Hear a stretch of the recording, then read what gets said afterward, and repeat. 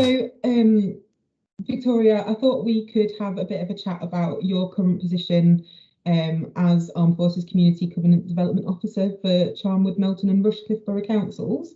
So I'm just wondering what exactly that post entails. Well, it's a really interesting role, Helen, I will say that. And it's been really varied. And I've been in post now 4 years. So it has kind of developed, it's quite organic and it's quite reactive. So COVID has obviously changed the scene, most recently, as you would expect. But I think at a really basic, simple level, it is about that raising awareness, firstly, of the Armed Forces Covenant, which is the promise from the government and the nation to our armed forces community. They shouldn't face any disadvantage. And I think that's generally, that overrides all the work that we do. But it is about also raising awareness of the armed forces community, their needs, how it's a very different life having served in the armed forces. Transition can be particularly difficult. Isolation and loneliness with older veterans is very challenging. So it like I say, it has grown, it's organic, it changes over the 4 years, both working with what we call our beneficiaries, i.e. those members of the community, but also working with the voluntary sector, working with local authorities as service providers, and also working with employers who might employ reservists or spouses of members of the armed forces. So it's a huge role, really, or has been over the 4 years. Yeah, it sounds it. And I think when we first spoke to each other, I don't think I'd really considered the implications of reservists and spouses as part of the project. I think when I thought Armed Forces Covenant, I really was thinking veterans. Because we as a company, so we are signatories to the Armed Forces Covenant, and we do consider veterans to be a really positive source of recruitment for ourselves. They have a lot of the qualities that we're looking for in enforcement agents, discipline and being able to think on their feet and all that kind of thing. But you really sort of opened my eyes to the idea that reservists have a lot of similar skills, and I don't think people really consider the benefits that they might get of employing reservists. Yeah, absolutely. I mean, I think there are some figures around about the value in terms of training that you get by employing a reservist. Is this training that they're getting while they're in the reserve force, that they then bring to your organisation, and management skills, and again, I think we talked about these kind of soft skills, that being able to work under pressure, being adaptable. I mean, we employ a reservist in one of the authorities I work for, and we talked at great length about how different is he basically left the army, became a reservist, and came to work in local authority. And he talked, it was really interesting because he sort of talked about for him how difficult the adjustment was in terms of, it's very regimented in the army, very disciplined and very structured. So he kind of struggled initially with that. But then he talks about the benefits that he could bring around certainly his organisational skills, and his ability to sort of strategically look at things that needed to be done. And I suppose it probably, he off the record, say tighten things up, and using some of his discipline skills. And he is a reservist. And then so the sort of thing we've done as an employee is we allow him to leave early on a Friday. We agile work now anyway, so it's no longer that 9 to 5 environment anyway. But we are mindful that for him to go on his exercise and his training, we support that. And again, that's signatories of the Armed Forces Covenant, having that flexibility by valuing your reservists and what they can bring to your organisation. Also, the flexibility to allow them to go to their training. In the week, we allow our particular reservists to go earlier to attend, and then this time off. Yeah. 2 weeks to go and do the annual camp training, which is a requirement for all reservists. But we feel that the value that we get back, far outweighs the cost of him having that slightly extra time off. Yeah, absolutely. That makes a lot of sense to me.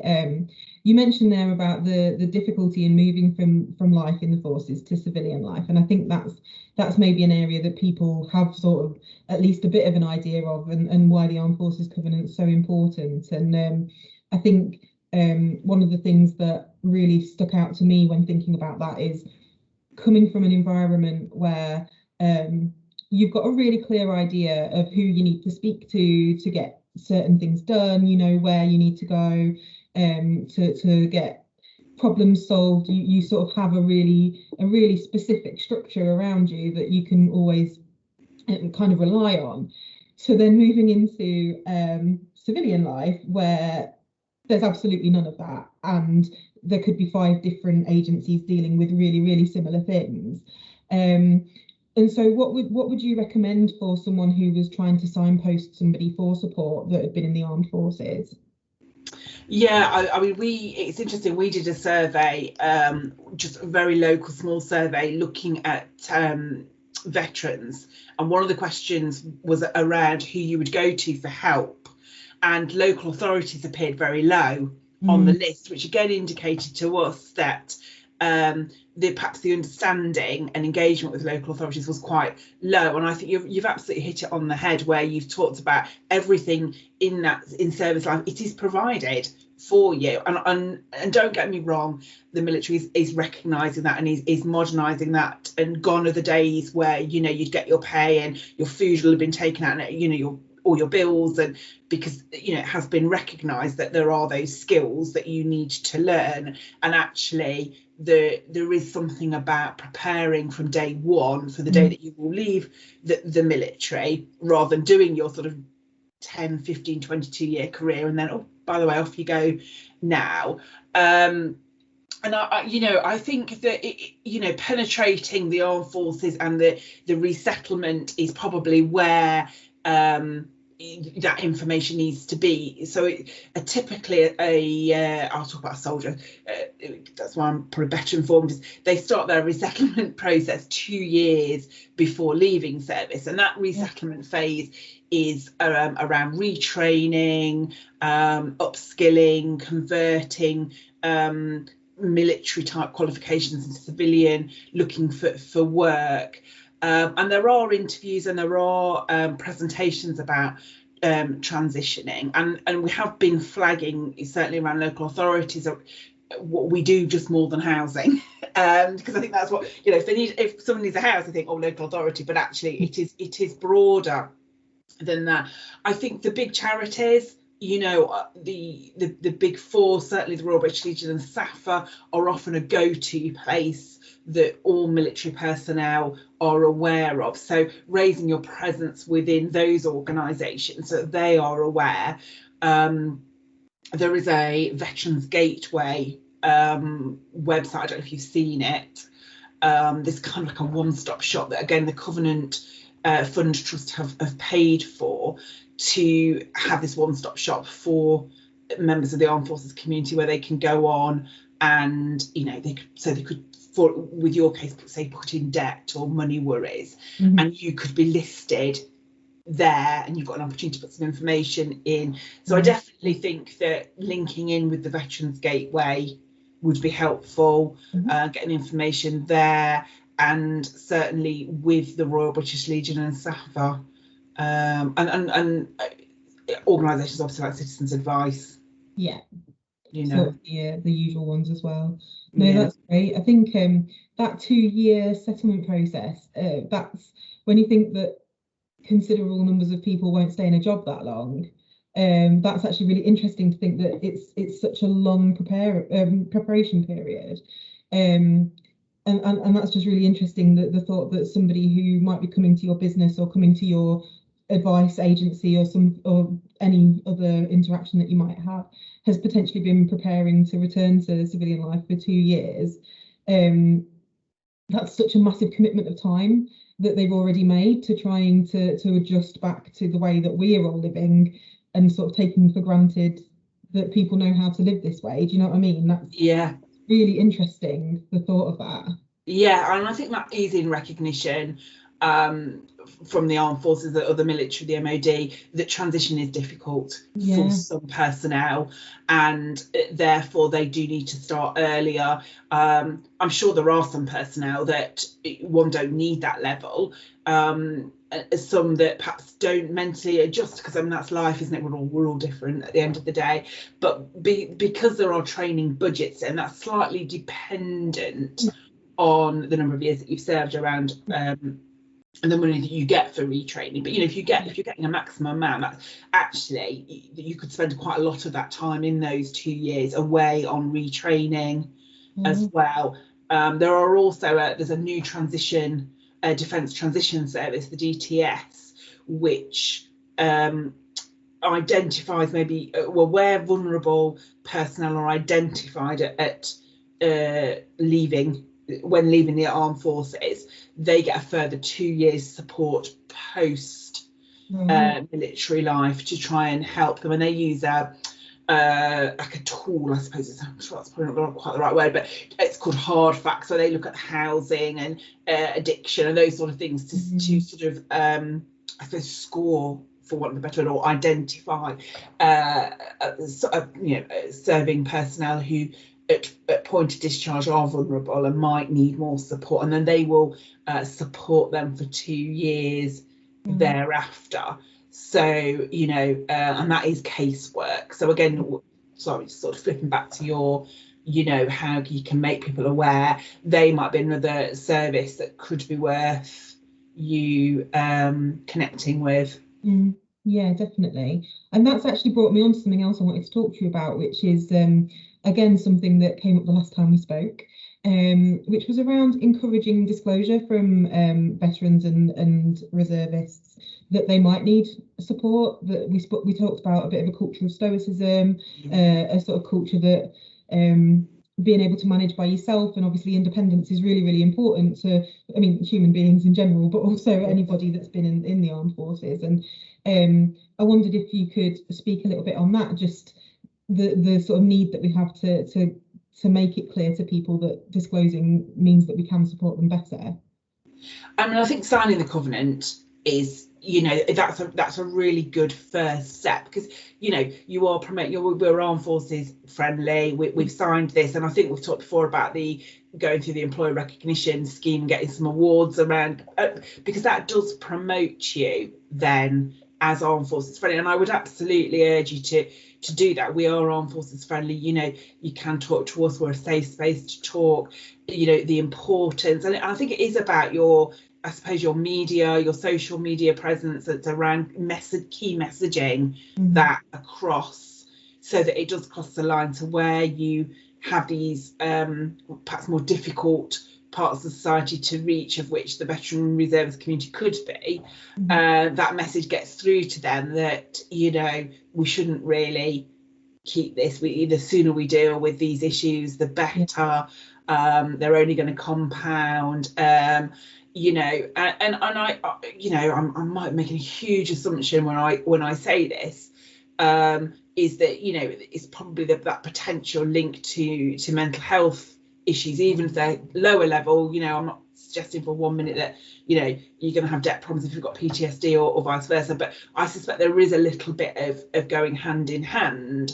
So again, perhaps linking in with the welfare charity sectors that maybe specialise in mental health, because they do talking therapies, and things will come out in talking therapy. And again, if you can build that relationship up with working with those mental health charities around, if you are seeing veterans come and there is some disclosure around debt, can we just urge you to encourage them to talk about it? Absolutely. And the importance of, with a lot of issues, let's talk about it, and that might be key. Having sort of that approachable stance. Absolutely. I think from our point of view, something that we know is so important is people understanding what benefits they're going to get if they do disclose, if you see what I mean, like how it's going to help, how we can support them. And that's something we're really looking at as a business, that people need to know why they should tell us something, rather than us just expect them to tell us because we think that they would want us to know. Like they need to understand why they're getting asked these questions. So that's something that we're really looking at. So you mentioned the employer recognition scheme there. Yes. So I thought we'd just talk through that. So there's obviously the 3 levels. There's bronze, there's silver, and there's gold. So just remind me exactly how that works. So when you sign the covenant, you applying for your bronze, and then you have the silver one. And at each level, there are some criteria and eligibility that you need to demonstrate to get the awards. So there's an application process, and you're supported through it through your regional engagement team. And from memory, I think I'm right in saying silver is where it's about demonstrating that you are supporting as an employer members of the armed forces community, and as a gold holder you'll advocate. So I do a lot of work as a gold holder with talking to other councils, employers, even the voluntary, the charity sector around. Actually, have you looked at the covenant? Have you considered that you may well have armed forces personnel as volunteers within your organisation, as employers? And also you may well be a service provider who is going to reach out and to this member of the community. So yes, it's great for sense checking. You think you're really armed forces friendly, and I say this, having been in my post a while and thinking, yeah, we're great, we do it all, it's fab, they've got me and I'm doing this, I'm doing that. Actually, the employee recognition scheme was a bit of a sense check around, okay, we aren't just talking the talk here, are we? We are actually doing the doing. And what do our policies look like in reality? Are they reflected? Is this embedded across our organisation? So it's all good and well me doing my thing, but are our other teams doing it as well? And have we embedded it? And what do we need to do? And I think going through the awards scheme, I suppose it's always forced our hand, because we then did have to work much broader across our organisation and get buy-in and buy-in from the top.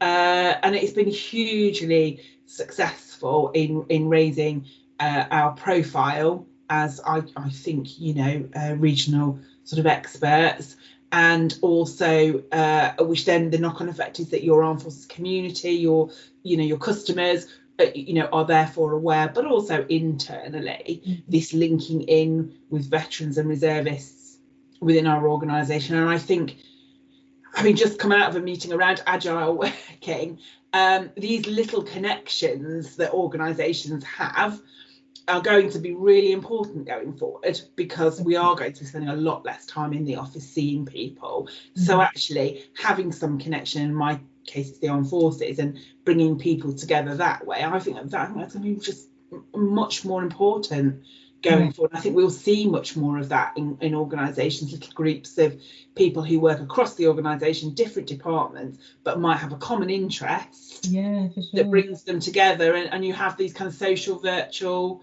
meetings that nothing to do with work, but you just have this, you all work together and you all have an interest for us in the armed forces. So yeah, absolutely. And from a community building perspective as well, the conversations that I've had with the representatives of the employer recognition scheme have said that it's a really positive way to attract people to work in your organisation as well. So with the career transition partnership, that a lot of the people who are coming through that are looking to see if you have silver or gold status, because then they know that it's somewhere that they're going to feel comfortable, they're going to feel welcomed. So if people were looking to recruit armed forces, veterans, reservists, spouses, then potentially getting the employer recognition scheme is going to maximise their recruitment potential. Absolutely. Like quite quickly, really. Absolutely. So we have so within our recruitment policies now, if you meet the essential criteria and you have an armed forces background, you are guaranteed an interview.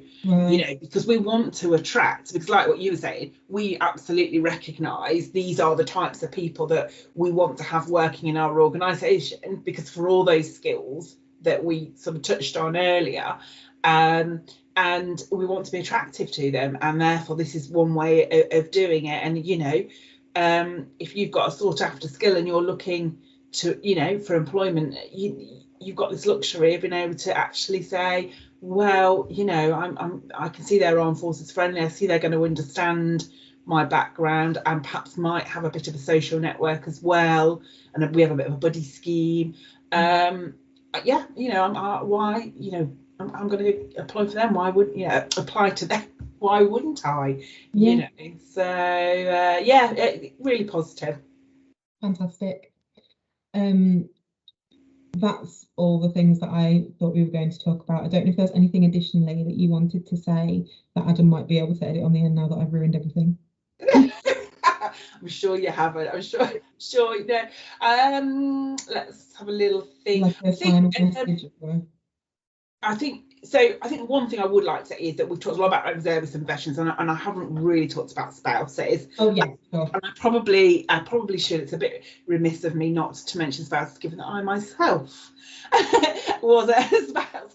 Oh, yes, and it's really interesting because I attend lots and lots of meetings in this role with nationally and at regional level, and we often we meet with the families federations, and the families federations work within camps of currently serving personnel and support the families, RAF, Navy, Army, families federations. And we often talk about spouses, and we were all saying about they have an immense amount of resilience, military spouses.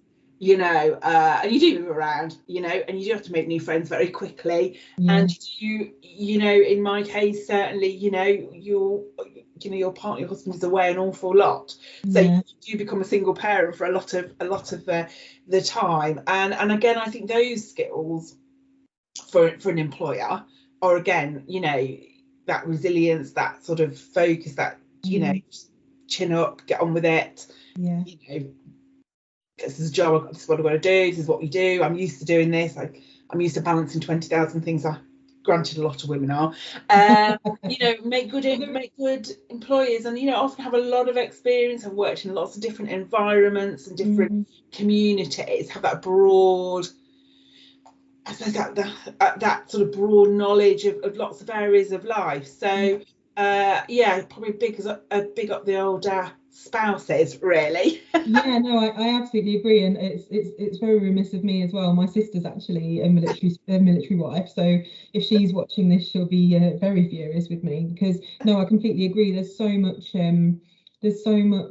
sort of being able to plan for certain scenarios that, like, that this thing isn't going to happen, or that this thing's going to happen at a specific time, and then also coping with the unexpected, because things change and they have to react to that. And I think there's an incredible set of skills that you get from being a spouse. So what would you recommend for people who wanted to support their military spouses in their workplace? So find out who they are. That would be my first question. That's probably a really good point. Ask that question, because you may not know, and the same really for for veterans, reservists, connections to the armed forces. So wherever the appropriate point is within your organisation, to ask that question and record it, so that's the first thing, so that and then we have a buddy scheme. So as a new employee, let's just say a new spouse would come into our organisation, they would get a mentor, a buddy that would just be a friend, really, talk to them, link them, just make them feel very welcome, build a rapport, because I think what's really important is that there is an understanding that for certain parts of the year that person may become a single parent. They may be what we call married unaccompanied, so it might be that their other half is based somewhere, and for whatever reason they've chosen to maybe more stability for education for the children, or to stay put, as I call it. So that's tough, isn't it? Because they're on their own all week. Absolutely. Then there's the whole deployment. So again, as a manager of somebody, you'd want to know that actually this person now for 6 months is not only going to become a single parent, you know, potentially their other half is going into a high risk area. You know, it's not, they're not going on holiday, let's face it. Definitely not. You know, and they might not be able to communicate with them for long periods of time, and that is tough. And you know, if it is, you know, in my case, when my husband deployed, he deployed on his own. It wasn't like there were sort of 200 going off together. He would join. He was a support wing, so he would join a regiment that was deployed. So I might be the only one. So that this perception that, well, we're all, you know, they've got their own support network. Yes, there are support networks within the military, but it does depend. Every case is individual. So I think it is that, you know, getting to understand the family setup, understanding the person, you know, acknowledging that it's going to be tough, some flexibility, some understanding that pre-deployment and post-deployment, you know, you're going to want annual leave. You know, if your partner's going away for any length of time, or if there is some R&R, rest and recuperation, halfway through the tour, you know, you're going to want to have your annual leave, and you know, being understanding to that and saying, you know, no one's going to sort of stop you. So, and also, you know, sometimes it can, you know, come back and the honeymoon period passes and it can be tough again. You know, everybody's adjusting back into normal life, and in those 6 months, 9 months, you've been mum and dad, in my case, or dad and mum, you know, and all of a sudden, you know, somebody else comes back in, and there's a period of readjustment. So it's a very hard, I think, for somebody that hasn't lived that life to imagine it.